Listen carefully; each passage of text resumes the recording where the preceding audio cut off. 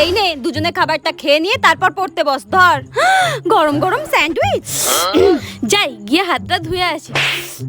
হ্যাঁ বোন হাত ধুতে চলে গেছে, এই ফাঁকে আমি দেখবো কোন স্যান্ডউইচটা সব থেকে বড়। আমার তো মনে হচ্ছে বোনের স্যান্ডউইচটাই বড় আর আমারটা ছোট। বোনকে তো কিছুতেই বড়টা দেওয়া যাবে না। না আমাকে একটা কাজ করতেই হবে। এই স্কেলটা দিয়ে দেখবো কোনটায় বেশি আছে আর কোনটায় কম, একদম সমান সমান ভাগ করব। ধুর তাও যেন কম বেশি লাগছে।